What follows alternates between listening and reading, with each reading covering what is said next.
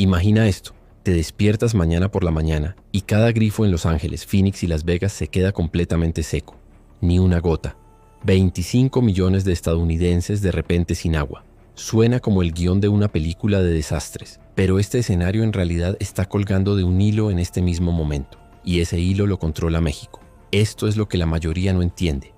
México tiene el poder legal de cortar el agua al suroeste de Estados Unidos cuando quiera, y a medida que el cambio climático se intensifica y los embalses de México llegan a mínimos históricos, ese poder se está convirtiendo en un arma cargada apuntando directamente a la economía estadounidense. Pero aquí viene el giro que te va a sorprender. Quédate conmigo porque lo revelaré más adelante en este video. Hay un país inesperado que en secreto se está posicionando para ser el mayor ganador cuando México finalmente apriete el gatillo. Y no es el que imaginas. Quiero dejar algo muy claro. Esto no es solo agua. Es la infraestructura invisible que mantiene en marcha a la economía más grande del mundo. El sistema del río Colorado proporciona agua a 40 millones de personas y riega 5,5 millones de acres de tierras agrícolas que producen el 15% de los cultivos de Estados Unidos. Hablamos de 1,4 billones de dólares en actividad económica que dependen de esta sola fuente de agua, y México controla la válvula final. Según el Tratado de Aguas de 1944, México tiene derecho a 1,5 millones de acres pie de agua del río Colorado cada año, suficiente para abastecer a la ciudad de Nueva York durante un año entero. Pero aquí está el peligro. México también tiene poder de veto sobre cómo se gestiona todo el sistema del río durante las sequías. Cuando sus embalses llegan a niveles críticos, pueden exigir su asignación completa, obligando a Estados Unidos a tomar decisiones imposibles entre ciudades, granjas y estados enteros. Ahora mismo estamos en el año 24 de una megasequía. Los embalses de México están al 20% de su capacidad. Sus estados del norte sufren un colapso agrícola. Y la Ciudad de México, una metrópolis de 22 millones de personas, literalmente se está hundiendo porque han bombeado demasiada agua subterránea. En este video vamos a desglosar cómo esta crisis hídrica está creando una tormenta perfecta que podría redibujar el mapa económico y político de Norteamérica. Entenderás por qué la desesperación de México es la vulnerabilidad de Estados Unidos, cómo el agua se está convirtiendo en el nuevo petróleo en la geopolítica. Y aquí viene la recompensa prometida. ¿Cuál es ese país inesperado que está construyendo infraestructura hídrica para convertirse en la Suiza del próximo siglo? Las apuestas no podrían ser más altas. Cuando el agua se acaba, las fronteras dejan de tener sentido. Para entender cómo llegamos a este punto límite, necesitas saber que el Tratado de 1944 fue escrito para un mundo que ya no existe. En ese entonces, el río Colorado era un torrente imparable. El lago Meade y el lago Powell eran maravillas de la ingeniería que parecían imposiblemente masivos. El tratado asignaba agua bajo la suposición de que el río siempre fluiría como lo hizo en la década más húmeda en 1000 años. Ese fue el primer dominó. El segundo dominó fue el Telecán y sus sucesores. Estos acuerdos comerciales crearon el sistema agrícola transfronterizo más integrado de la historia humana.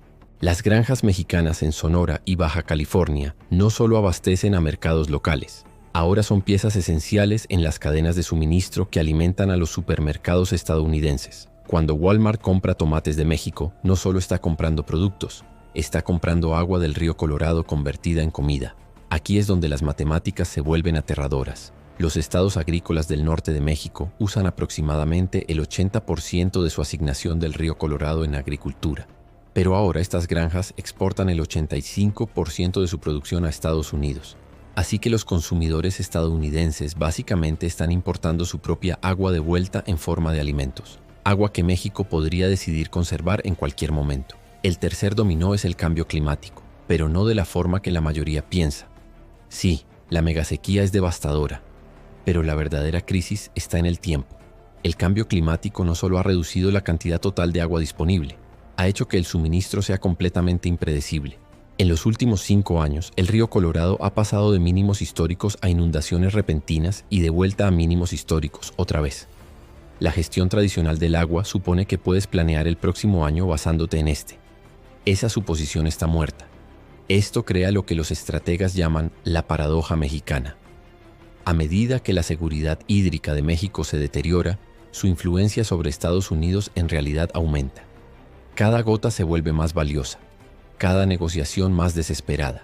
México no necesita amenazar directamente, solo necesita priorizar su propia supervivencia. y el suroeste estadounidense se convierte en daño colateral. Pero aquí es donde la estrategia de México se vuelve realmente sofisticada. No solo defienden sus derechos de agua, los usan como palanca económica de formas que el Tratado de 1944 nunca previó. Cuando empresas estadounidenses quieren construir fábricas en México, el acceso al agua se convierte en parte de la negociación. Cuando Estados Unidos presiona con restricciones migratorias, México puede recordarles quién controla las llaves del agua. El agua se ha convertido en la carta diplomática más fuerte de México y están aprendiendo a jugarla brillantemente. El ejemplo más dramático ocurrió hace solo 2 años. Cuando los embalses de México llegaron a niveles de emergencia, suspendieron silenciosamente exportaciones agrícolas para centrarse en la seguridad alimentaria interna. En 48 horas, los precios de los productos en los supermercados estadounidenses subieron un 30%. México no hizo amenazas ni anuncios formales. Simplemente eligió priorizar a su propia gente sobre los acuerdos comerciales internacionales. El mensaje fue claro: su economía depende de nuestra agua, lo reconozcan o no. Esto es lo que llamo soberanía hidráulica, la capacidad de controlar resultados económicos y políticos a través del acceso al agua en lugar de la fuerza militar o la diplomacia tradicional. Y México apenas está empezando.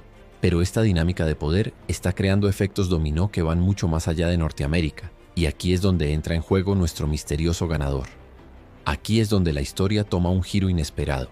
La influencia de México sobre el agua no solo está cambiando la relación entre Estados Unidos y México, está desencadenando una carrera global de infraestructura que está remodelando silenciosamente toda la economía mundial. Empecemos por los perdedores, porque son más obvios. Los consumidores estadounidenses ya están pagando el precio a través de una inflación en los alimentos que la mayoría de los economistas no pueden explicar bien. Cuando México restringe exportaciones agrícolas para conservar agua, no solo afecta los precios de las frutas y verduras, repercute en todo el sistema alimentario. La carne se encarece porque el alimento para el ganado escasea. Los alimentos procesados cuestan más porque faltan ingredientes clave. La Reserva Federal intenta combatir la inflación con tasas de interés, sin entender que gran parte es en realidad inflación del agua, disfrazada de otra cosa. Pero los grandes perdedores son las ciudades estadounidenses que construyeron sus modelos de crecimiento sobre acceso barato y confiable al agua. Phoenix, Arizona, es la ciudad de más rápido crecimiento en el país, a pesar de estar en pleno desierto. Las Vegas casi triplicó su tamaño desde 1990. Estas ciudades hicieron una apuesta colectiva de $1 billón a que el río Colorado seguiría fluyendo para siempre. Esa apuesta está fallando y las consecuencias financieras apenas empiezan a salir a la luz. Los bonos municipales de estas ciudades están siendo recalificados como inversiones de riesgo climático. Las aseguradoras se están retirando en silencio de mercados que de repente consideran inasegurables. Ahora lo interesante, los ganadores inesperados. Podrías pensar que México sería el beneficiario obvio, pero su crisis hídrica significa que apenas sobrevive. Los verdaderos ganadores son los países que vieron esto venir y se prepararon. ¿Y el mayor ganador? Canadá. Aquí está el secreto que la mayoría de los analistas geopolíticos pasa por alto. Mientras todos se enfocaban en guerras comerciales y alianzas militares, Canadá silenciosamente se convirtió en la superpotencia mundial del agua. Controlan el 20% del agua dulce del planeta y en la última década han construido la infraestructura para monetizarla de formas que harían que la OPEP se ponga celosa. Las empresas de ingeniería canadienses son ahora las favoritas para las naciones con estrés hídrico en todo el mundo. Cuando México necesita plantas desalinizadoras, contrata a firmas canadienses. Cuando el suroeste estadounidense necesita nuevas tecnologías de reciclaje de agua, las compañías canadienses consiguen los contratos. Cuando las regiones con escasez de agua buscan tecnología agrícola que use un 70% menos, compran innovaciones canadienses. Pero el verdadero movimiento maestro de Canadá fue la estrategia del oro azul. Han estado negociando silenciosamente acuerdos de agua que parecen ayuda humanitaria, pero en realidad funcionan como palanca económica. Canadá ahora tiene asociaciones de agua con 47 países, muchos en regiones que serán inhabitables por el cambio climático. Cuando esos refugiados climáticos necesiten un lugar a donde ir, Canadá será el destino obvio. Pero llegarán como trabajadores calificados en industrias controladas por canadienses, no como solicitantes desesperados de asilo. La tercera consecuencia inesperada es lo que los economistas llaman el efecto moneda del agua. Así como el petróleo creó los petrodólares, la escasez de agua está creando una nueva forma de moneda internacional. Los países con abundancia de agua pueden básicamente exportar estabilidad económica. Brasil está usando esto para revitalizar su economía. Rusia aprovecha sus reservas de agua dulce para mantener influencia geopolítica incluso bajo sanciones. El agua no solo se está convirtiendo en una mercancía, se está convirtiendo en la base de una nueva forma de poder internacional.